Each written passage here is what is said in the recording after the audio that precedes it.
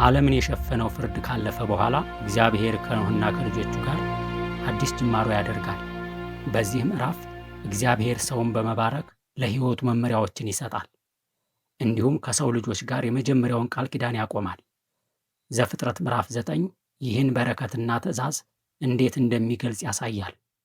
ሰላም ሰላም! የተወደዳቸው የእግዚአብሔር ቤተሰቦች ከቁጥር 1 እስከ 7 እግዚአብሔር ለአዳም አስቀድሞ በዘፍጥረት ምዕራፍ 1 ቁጥር 28 ላይ የሰጠውን ብዙ ተባዙ ምድርንም ሙሏት ግዟትም የሚለውን በረከት ወይም ትእዛዝ ለኖኅና ለልጆቹ እንደገና ሲሰጥ እንመለከታለን። ይህም በኖኅ ዘመን የተከሰተው የጥፋት ውሃ ምድርን ወደ ኋላ እንደመለሳት ያስረዳል። እንደ ምርጥ ዘር ጥቂቶች ማለትም 8 ነፍስ ብቻ በምድር ላይ ቀሩ። ስለዚህ ከጥፋት ውሃ በኋላ ሕይወት በኖኅና በቤተሰቡ እንደገና አዲስ ጀመረ። ይህንን ቅዱስ ዓላማ እንዲፈጽሙ እግዚአብሔር ያደረገላቸውን አቅርቦትና መለኮታዊ ጥበቃ መረዳት ያስፈልጋል። ቁጥር 2 እና 3 ሰው ከእንስሳት በላይ ስልጣን እንዳለው ይገልጻል። እግዚአብሔር አስፈሪነታቸውንና አስደንጋጭነታቸውን በሁሉ ላይ ያደረገ፣ እንስሳትንም ለምግብ ሰጠ። ሰው ከደም በስተቀር ያለውን ሥጋ እንዲበላ ለመጀመሪያ ጊዜ ተፈቀደለት። ይህ በደምና በሕይወት መካከል ያለውን ጥብቅ ግንኙነት ይገልጻል። አንዳንድ ጣዖት አምላኪ ሕዝቦች ደምን በመጠጣት ጥንካሬንና መንፈሳዊ ኃይልን ማግኘት፣ ሕይወትንም ማቆየትና ዕድሜን ማራዘም እንደሚቻል ያምኑ ነበር። እግዚአብሔር ግን ይህን አምልኮታዊ አስተሳሰብ ይቃወማል። ደም ሕይወትን ይወክላል። ሕይወት ደግሞ የእግዚአብሔር ናት። ስለዚህ ሰዎች ደምን እንዳይበሉ በመከልከል ለሕይወት ክብርና ዋጋ እንዲሰጡ እግዚአብሔር ፈለገ። ከዚያ በኋላም በሙሴ ሕግ እንደተደነገገው ደም ለኃጢአት ስርየት በመሠዊያ ላይ የሚቀርብ እንጂ ለምግብ የሚውል አልነበረም። እነዚህ መስዋዕቶች በመጨረሻ የሚመጣውን ፍጹም መስዋዕት ይጠቁማሉ። ይህም የኢየሱስ ክርስቶስ መስዋዕትነት ነው። በመስቀል ላይ የፈሰሰው የክርስቶስ ክቡር ደም ለእኛ ለኃጢአተኞች ሕይወትን አመጣ። በሐዋርያት ሥራ ምዕራፍ 15 ሐዋርያት ከአሕዛብ የመጡ ክርስቲያኖች ደም እንዳይበሉ አዘዙ። ይህም ከአይሁድ ክርስቲያኖች ጋር ያላቸው አንድነት እንዳይታወክ እንዲሁም ለኖኅ የተሰጠውን አጠቃላይ ሕግ በማስታወስ ነበር። በተጨማሪም ግድያ፣ ብዙ ተባዙ ምድርንም ሙሏት የሚለውን የእግዚአብሔር ዕቅድ በቀጥታ የሚቃወም ድርጊት ነው። እንደ ቃየል ነፍሰ ገዳይ በኖኅ ቤተሰብ መካከል የተነሳ እንደሆነ ይህን ጥቂት የሆነ ዘር ምን ያህል ሊጎዳው እንደሚችል መረዳት ከባድ አይደለም። ዛሬም ቢሆን በምድር ላይ የሰው ዘር እንዲበዛ እንጂ እንዲገደል እግዚአብሔር አይፈቅድም። በየትኛውም ዘመን ቢሆን ይህን የሚያደርግ ሰው ከባድ ኃጢአት ይፈጽማል፣ የእግዚአብሔርን ዓላማ ይቃወማል። ከቃየል ጀምሮ ላለ የግድያ ተግባር ሁሉ እግዚአብሔር ፍርድን አስተላልፏል። እያንዳንዱ ሰው ለሚያሳየው ክፉ ተግባር ኃላፊነት እንዲወስድና ተጠያቂ እንዲሆን እግዚአብሔር ይፈልጋል። በእግዚአብሔር ዘንድ ፍትሕ አለ። እያንዳንዷ የኃጢአት ዕዳ የግድ ትከፈላለች። መጽሐፍ የኃጢአት ደሞዝ ሞት ነው ይላል። ደግሞም አትሳቱ፣ እግዚአብሔር አይዘበትበትም፣ ሰው የዘራውን ያንኑ ያጭዳል ሲል ያስጠነቅቃል። ይህም በዘፍጥረት ምዕራፍ 9 ቁጥር 6 እንደተገለጸው የሰውን ደም የሚያፈስ ሰው ለድርጊቱ ተጠያቂ እንደሚሆን ያሳያል። ነገር ግን አትግደል ለሚለው መለኮታዊ ትእዛዝ ጥልቅ የሆነ ስነ መለኮታዊ መሰረት ቴዎሎጂካል ፋውንዴሽን አለ። እግዚአብሔር በምድር ላይ እንዲበዙ ከባረካቸውና አቅርቦቱን ከገለጠላቸው በኋላ ወዲያው አትግደል የሚለውን ጠንካራ ትእዛዝ አስተላለፈ። በኢፍትሐዊነት የሰው ሕይወት እንዳይጠፋ ከለላ ሲሆንለትና ሕግን ሲሰጥ እንመለከታለን። በቁጥር 6 ላይ የሰውን ደም የሚያፈስ ደሙ ይፈሳል፣ ሰው በእግዚአብሔር መልክ ተፈጥሯልና በማለት ይናገራል። ማንኛውም ሰው በእግዚአብሔር መልክ የተፈጠረ በመሆኑ በእግዚአብሔር ፊት ክቡር ነው። በሰው ዘንድም በሰውነቱ መከበር አለበት። ሰውን የሚገድል የእግዚአብሔርን መልክ እያጠፋና ጌታን እየናቀ ነው። ሰው በምድር ላይ የእግዚአብሔር ወኪል፣ የእግዚአብሔርና የመንግስቱ ትኩረት ነው። እግዚአብሔር እጅግ ስለወደደውና ስላከበረው ራሱን አሳልፎ ሰጥቶታል። ክቡር ደሙን አፍስሶለታል፣ የዘላለም ሕይወትንም አዘጋጅቶለታል። ስለዚህ በማንኛውም ምክንያት የሰውን ደም ማፍሰስ ወይም መግደል፣ ማንቋሸሽ፣ መርገም በግፍ ማሳደድ ወይም ከምድር ማጥፋት አይገባም። በሙሴ ሕግ ሰውን አውቆ የሚገድል ይገደል ነበር። የሰውን ሕይወት የሚያጠፋ የቤት እንስሳም ቢሆን ተወግሮ ይሞት ነበር። ይህ እግዚአብሔር ለሰው ነፍስ የሚሰጠውን ታላቅ ዋጋና የሚያደርገውን ከለላ ያሳያል። ስለዚህ ሰው ሕይወትንና ፍትህን እንዲከተል እግዚአብሔር በጥብቅ አዘዘ። ከማኅፀን ውስጥ ያሉ ሕፃናት ጀምሮ ለሰው ነፍስ ዋጋ መስጠትና በጥንቃቄ መጠበቅ ይገባል። ከቁጥር 8 እስከ 19 እንደምንመለከተው እግዚአብሔር ከኖህና ከልጆቹ ጋር ቃል ኪዳን አደረገ። በመጽሐፍ ቅዱስ ውስጥ እግዚአብሔር ከሰው ልጆች ጋር ግልጽ በሆነ መልኩ ያደረገው የመጀመሪያው ቃል ኪዳን ይህ ነው። ለዚህ ቃል ኪዳን የሚታይ ምልክት እንዲሆን ቀስተ ደመናን በሰማይ አኖረ። እግዚአብሔር ከዚህ በኋላ ምድርን በውሃ ዳግመኛ እንደማያጠፋ ቃል ገባ። ይህ ቃል ኪዳን በኖህ ጽድቅ ላይ የተመሰረተ ሳይሆን በእግዚአብሔር ምሕረትና ጸጋ ላይ የተመሰረተ ነው። ምናልባት ከዚህ በፊት ዝናብ፣ ደመና ወይም ቀስተ ደመና ታይቶ አይታወቅም። ነገር ግን ከዚህ በኋላ በሰማይ የሚታየው ቀስተ ደመና የእግዚአብሔርን የማይናወጥ ጸጋና ለቃሉ ያለውን ታማኝነት የሚያሳይ ምልክት ሆኖ ይኖራል። ምልክት የሚለው የሚታይ የቃል ኪዳን ምልክት ሲሆን በቃል ኪዳኑ የተገባውን ውል የሚያስታውስ ነው። ለምሳሌ እግዚአብሔር ከአብርሃም ጋር ለገባው ቃል ኪዳን ግርዘትን ምልክት እንዲሆን ለእርሱና ለዘሩ ሰጥቶታል።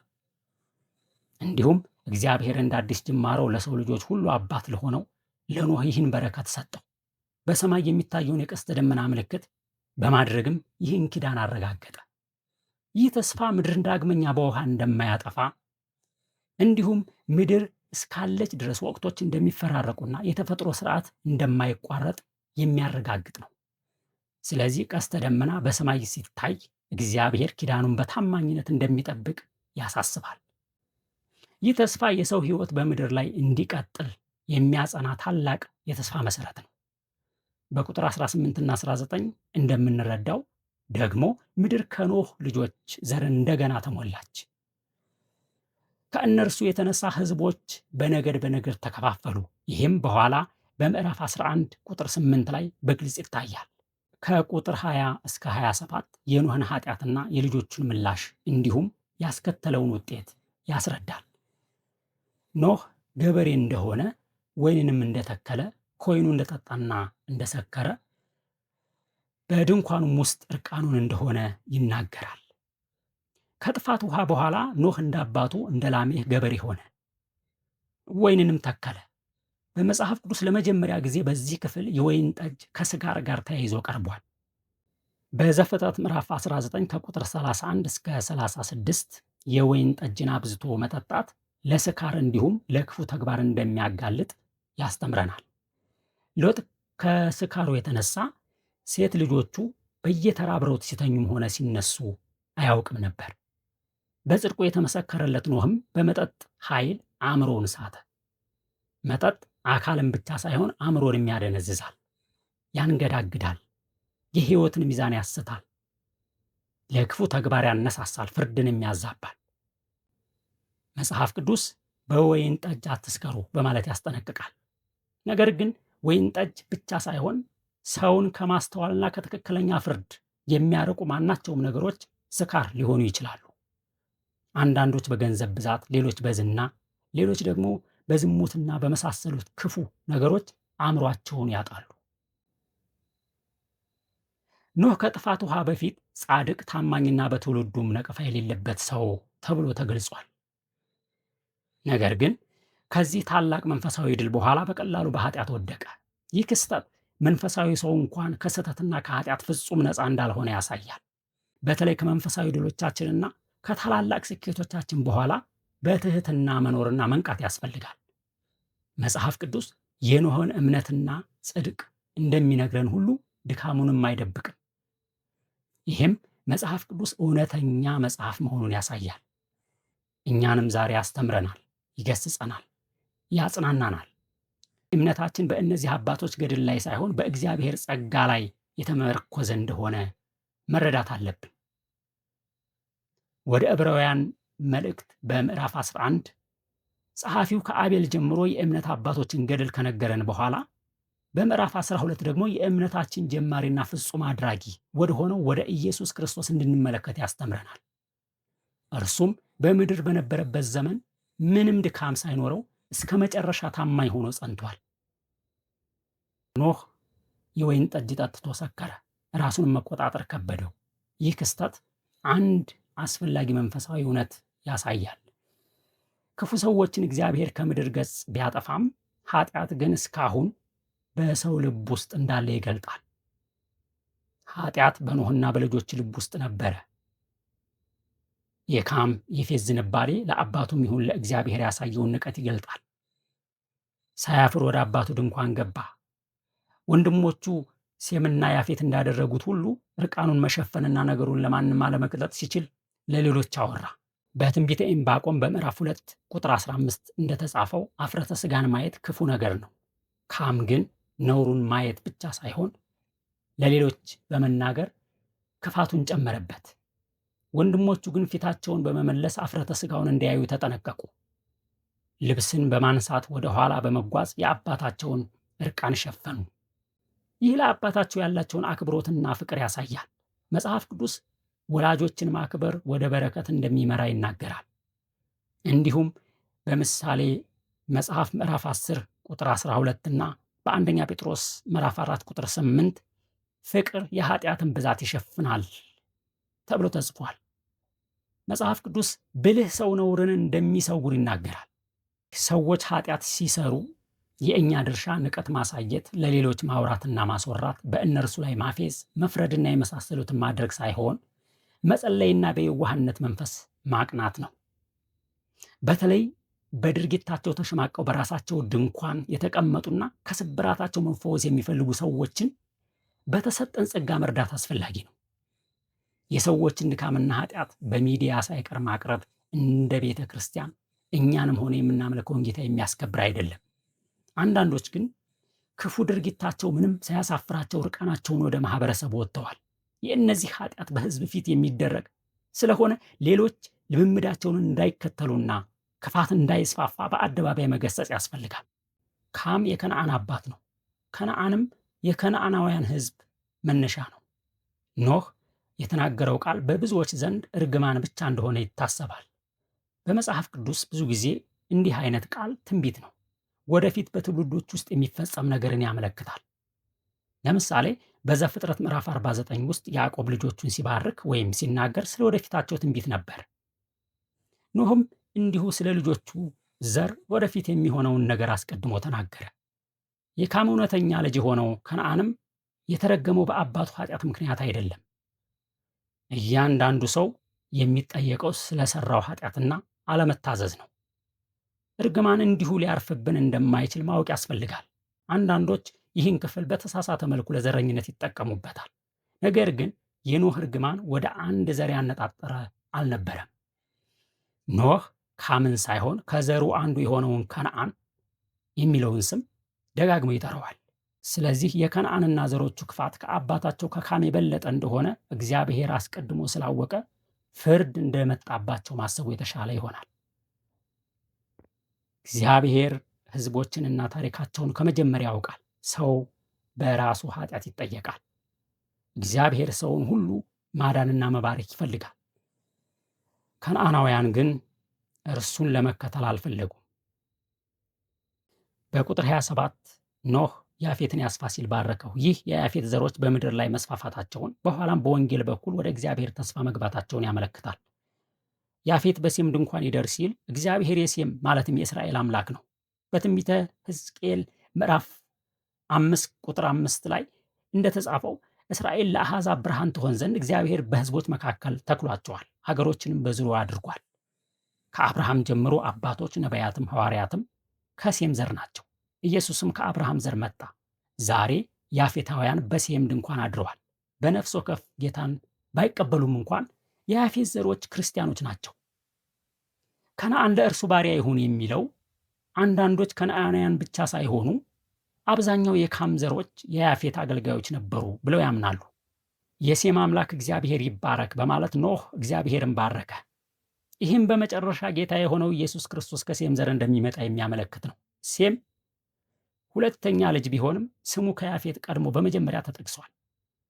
ይህም እግዚአብሔር በታሪክ ውስጥ የማዳን እቅዱን ለመፈጸም የመረጠው ዘር እንደሆነ ያመለክታል። በመጽሐፍ ቅዱስ ብዙ ጊዜ እግዚአብሔር ከአንዱ ይልቅ ሌላውን ሲመርጥ እንመለከታለን።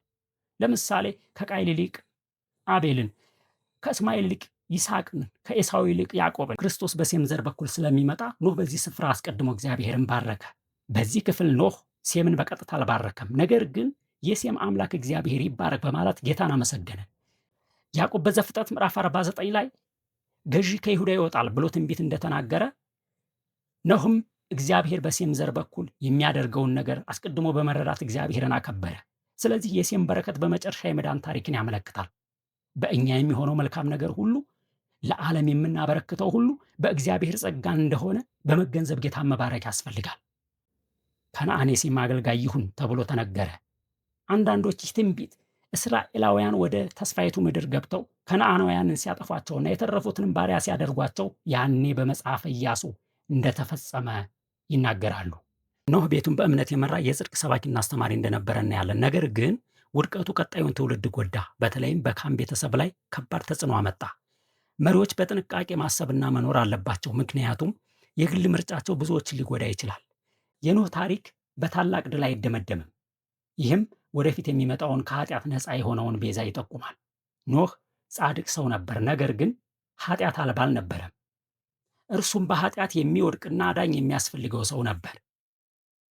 ኖህ የእግዚአብሔርን ክብር ቢያይም ኃጢአተኛ ማንነቱ አልተለወጠም። ታላላቅ አባቶችም እንኳን ይሳሳታሉ፣ ኃጢአትንም ይሰራሉ። አሸናፊነት ማለት ፈጽሞ አለመውደቅ አይደለም፣ ነገር ግን በንስሐ መነሳትና የጽድቅ ሕይወትን እንደገና መጀመር ነው። የስኮትላንድ ፕሬስቢተሪያን አገልጋይ አሌክሳንደር ዋይት የክርስቲያናዊ ሕይወት ድል ተከታታይ አዳዲስ ጅማሬዎች ናት ብለዋል። እግዚአብሔር ክፉ ሰዎችን ከምድር ገጽ ቢያጠፋም ኃጢአት አሁንም በኖህና በልጆቹ ልብ ውስጥ አለ። ስለዚህ መውደቅና መነሳት በሰው ሕይወት ውስጥ ይቀጥላል። ከጥፋት ውሃ በፊትና በኋላ ያሉት ትውልዶች በልብ ሁኔታ ብዙም ልዩነት የላቸውም። ምክንያቱም የሰው ልብን የሚቀይረው ፍርድ አይደለም፣ የእግዚአብሔር ጸጋ ነው። ይህን አዲስ ማንነት ማግኘት የሚቻለው በኢየሱስ ክርስቶስ ብቻ ነው። እግዚአብሔር የድንጋይን ልብ አውጥቼ የሥጋን ልብ እሰጣችኋለሁ ብሎ በትንቢተ ሕዝቅኤል ምዕራፍ 36 ቁጥር 26 ላይ ይናገራል። እዚህ መጽሐፍ እንደሚል ሰው በኢየሱስ ክርስቶስ ቢሆን አዲስ ፍጥረት ነው። በአጠቃላይ ዘፍጥረት ምዕራፍ 9 ከጥፋት ውሃ በኋላ እግዚአብሔር ኖህና ልጆቹን ባረካቸው፣ ብዙ ተባዙ፣ ምድርን ሙሏት ብሎ አዘዛቸው። እግዚአብሔር ከኖህና ከዘሮቹ ጋር እንዲሁም ከሕያዋን ፍጥረታት ሁሉ ጋር ኪዳን አደረገ። ይህ ምዕራፍ የእግዚአብሔርን ምሕረትና የኪዳኑን ታማኝነት ያሳያል። ቀስተ ደመና ከፍርድ በኋላ እግዚአብሔር ቃሉን እንደሚጠብቅ የሚያስታውስ የኪዳኑ ምልክት ነው። የሰው ሕይወት እንደ ቅዱስ መቆጠሩ በእግዚአብሔር መልክ መፈጠራችንን ያሳያል። እንዲሁም የኖህ መውደቅ ከመንፈሳዊ ድል በኋላ አማኞችን የሚያስጠነቅቅ ምሳሌ ነው። በመጨረሻም ይህ ኪዳን ወደ ኢየሱስ ክርስቶስ ይጠቁማል። እርሱ የዘላለም ኪዳን በደሙ ያጸና መካከለኛ ነው። እግዚአብሔርም ሕዝቡን ከፍርድ በኋላ እንኳ እንደሚጠብቅ በመግለጥ ብዙ ሁኑ፣ ተባዙ ብሎ የተስፋ ማረጋገጫ ሰጣቸው። ከኖህ መውደቅ የተነሳ በሴምና ያፌት ላይ በረከት ሲወርድ፣ በከነዓን ላይ ግን ርግማን ተነገረ። ይህ ክፍል እግዚአብሔር ታሪክን ከመጀመሪያ እንደሚያውቅ፣ ሰው ግን በራሱ ኃጢአት እንደሚጠየቅ ያሳያል። የመዳን ታሪክ በሴም ዘር በኩል እየተገነባ መጥቶ በመጨረሻ በኢየሱስ ክርስቶስ በኩል ሕዝቦች ሁሉ ይባረካሉ። የምዕራፍ 9ን ጥናት በዚህ ጨርሰናል። ቀጣይ እስከምንገናኝ መልካም ቀን።